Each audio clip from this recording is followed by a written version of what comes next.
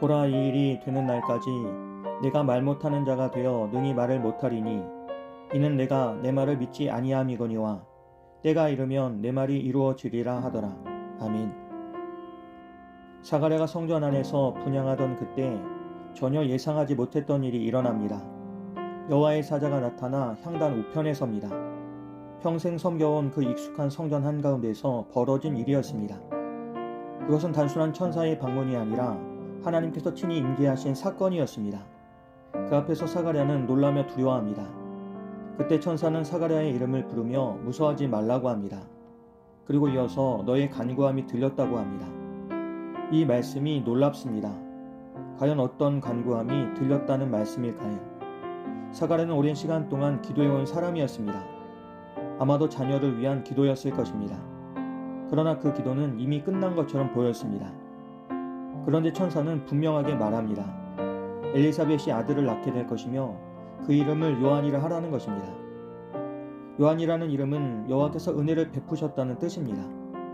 그것은 바로 이 사건 자체가 하나님의 은혜라는 선언이었습니다. 그리고 이어지는 말씀은 이 아이가 어떤 존재인지를 보여줍니다.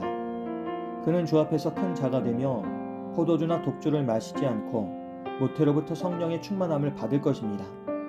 그리고 많은 이스라엘 자손을 주께로 돌아오게 할 것입니다.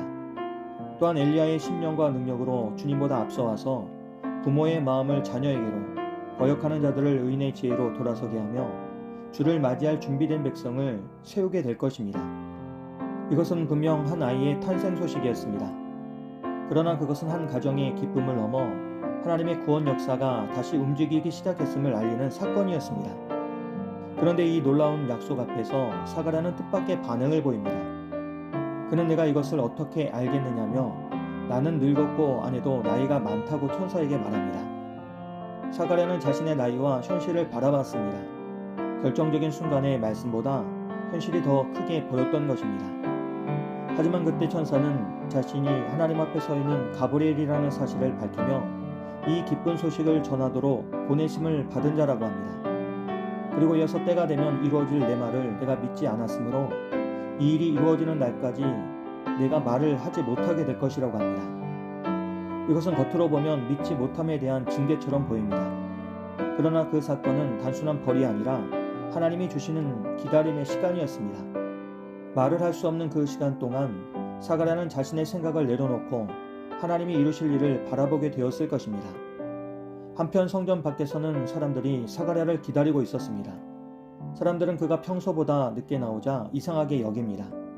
그리고 마침내 성전에서 나온 사가랴가 말을 하지 못하고 손짓으로만 상황을 전하자 사람들은 그가 성소 안에서 환상을 본 줄로 알았습니다. 그 후 사가랴는 집으로 돌아가고 말씀대로 엘리사벳이 잉태하게 됩니다. 그리고 엘리사벳은 주께서 나를 돌보시는 날에 사람들 앞에서 내 부끄러움을 없게 하시려고 이렇게 행하셨다고 말합니다. 이 고백에는 오랜 시간의 아픔과 그 위에 임한 하나님의 은혜가 함께 담겨 있습니다.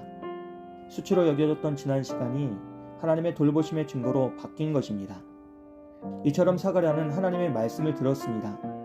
그러나 그 말씀을 온전히 받아들이지 못했습니다. 그의 눈에는 약속보다 현실이 더 크게 보였기 때문입니다. 그리고 그 결과 그는 침묵의 시간을 지나게 됩니다. 그러나 오늘 장면을 우리는 단순히 징계로만 볼 수 없습니다. 하나님은 그 시간을 통해 사가랴를 말씀의 성취로 이끌어 가실 것입니다. 그가 말을 멈춘 동안에도 하나님의 말씀은 멈추지 않으실 것입니다. 여기서 우리는 중요한 진리를 깨닫습니다. 하나님의 말씀은 우리의 믿음의 크기에 따라 이루어지는 것이 아니라 하나님의 신실하심 때문에 이루어집니다. 물론 믿음은 중요합니다. 그러나 더 근본적인 것은 그 말씀을 하신 분이 누구신가 하는 것입니다.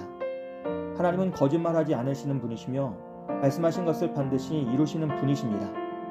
기도의 응답이 지연되는 것처럼 보일 때가 있고 상황이 오히려 더 어려워지는 것처럼 느껴질 때가 있습니다. 하지만 하나님은 침묵하고 계신 것이 아니라 자신의 때를 따라 가장 정확하게 일하고 계시는 분이십니다. 물론 우리는 그 때를 알지 못합니다.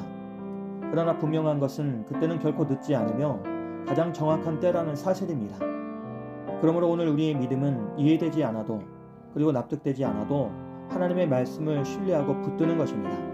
그것은 우리의 현실이 아니라 하나님의 말씀이 우리의 마지막을 결정하기 때문입니다.